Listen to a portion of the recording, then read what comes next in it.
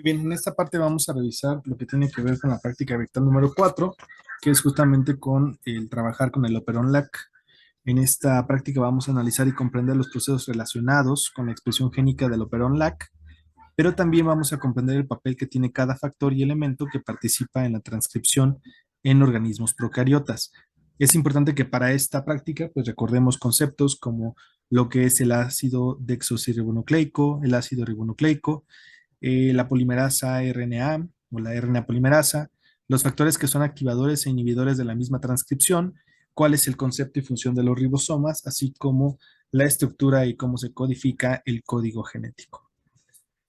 En esta práctica lo que tenemos que hacer es irnos a la publicación en Teams, donde vamos a encontrar el simulador, la versión en español. Damos clic en él y vamos a esperar a que cargue para que lo haga directamente desde la página de internet. Cabe señalar que si ustedes le dan otra opción, esto trabaja con un Java, que es un sistema que ya no está actualmente disponible, pero podemos ver la simulación directamente desde su navegador. Pueden trabajar con Chrome o con Mozilla. La recomendación es que en Chrome abre sin problemas y podrán ver entonces ustedes que tienen aquí la máquina de genes. Si nos vamos a la parte experimental, previo a que hayan desarrollado las preguntas generadoras, recuerden mencionar las diferencias entre la transcripción de procariotas y eucariotas. Y además, si en procariotas los genes suelen ser policistrónicos y en eucariotas son monocistrónicos, pues cuáles son las diferencias y además que deben de explicar en qué consiste o a qué se refiere cuando hablamos de cistrón. En el desarrollo experimental de esta práctica, lo que tenemos que hacer es identificar y colocar cada elemento del gen LAC en su lugar. LAC1 es el inhibidor y podemos usar la función de show legend o mostrar leyenda, como aparece de este lado, del lado derecho de la pantalla. Aquí tenemos todos los elementos del operón LAC. Del lado derecho tenemos la opción de mostrar leyenda. Hay que activar la casilla para que ustedes vean cuál es el DNA, la forma que tiene el DNA polimerasa, el LAC-Z, el LAC-I, la lactosa, el RNA mensajero y cómo se lleva a cabo el proceso de traducción que está implicado con la flechita. Después de eso, también hay que activar el medidor de lactosa que se encuentra justo del lado del extremo contrario, del lado izquierdo, y aquí vamos a tener esta cantidad de glucosa que está disponible. Lo que nosotros tenemos que realizar, pues, es la activación del play. Aquí en automático ya está en play el proceso. Si yo le doy pausa, pueden observar que estas RNA polimerasas se quedan estáticas. Si yo le doy play, pues comienzan a moverse y a desplazarse por toda la pantalla. Yo puedo ajustar la velocidad, si quiero que se muevan mucho más rápido, que lo hagan súper rápido o que lo hagan muy lento, apenas si se pueden mover, lo podemos dejar justo a la mitad. Y bueno, esta primera parte de los elementos del operón LAC es nada más, pues se utiliza como si fuera un rompecabezas. El promotor LAC1 lo puedo agregar ahí, el gen LAC1 también, el Z, el promotor LAC y el operador LAC los puedo utilizar en esta posición.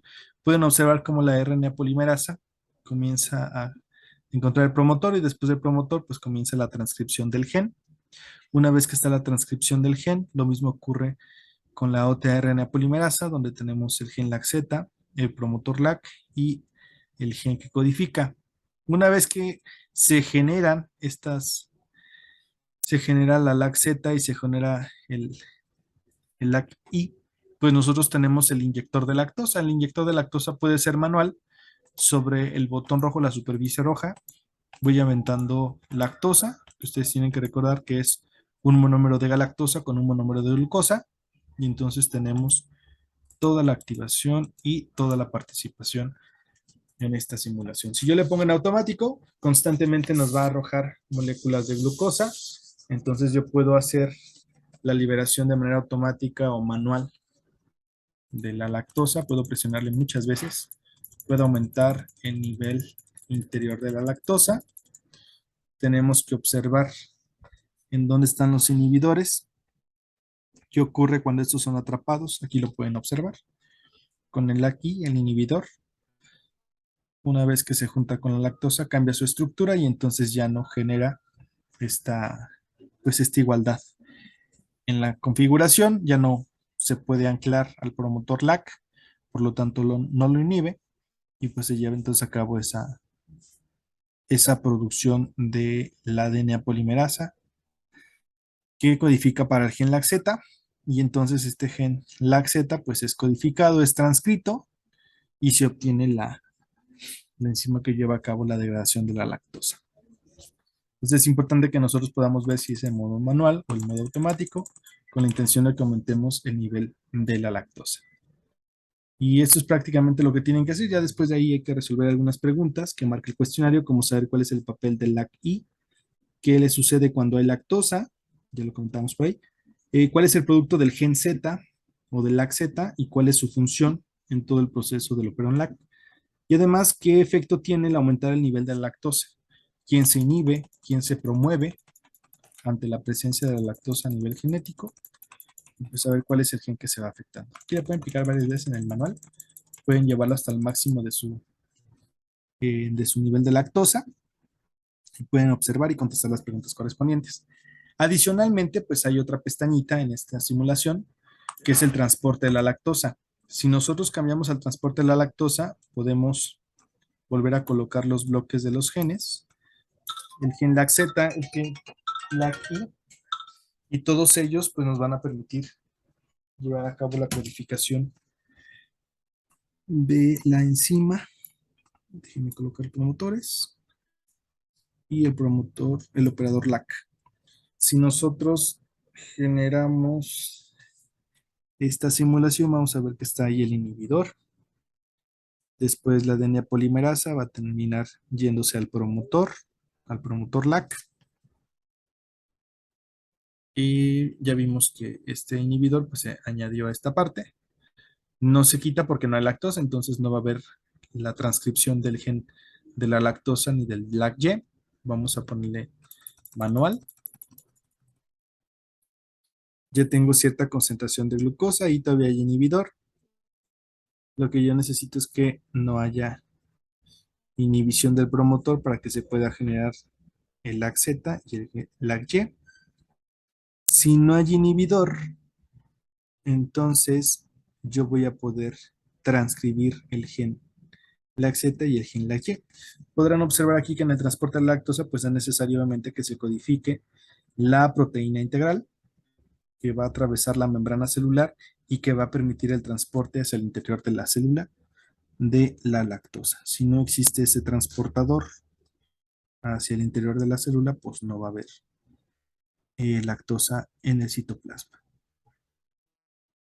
Ahí pueden ver cómo está el gen LAC-Z y el gen LAC-Y. Ambos genes son importantes. Aquí voy a poner nuestra leyenda y mostrar medida de lactosa, para que vean que con la flechita de traducción, pues ya se tradujo. Una sección codifica para la enzima de la lactosa y otra codifica para las enzimas o las proteínas integrales que se van a poner en la membrana y que van a permitir entonces el paso de la lactosa. Así que pueden trabajar ambas partes.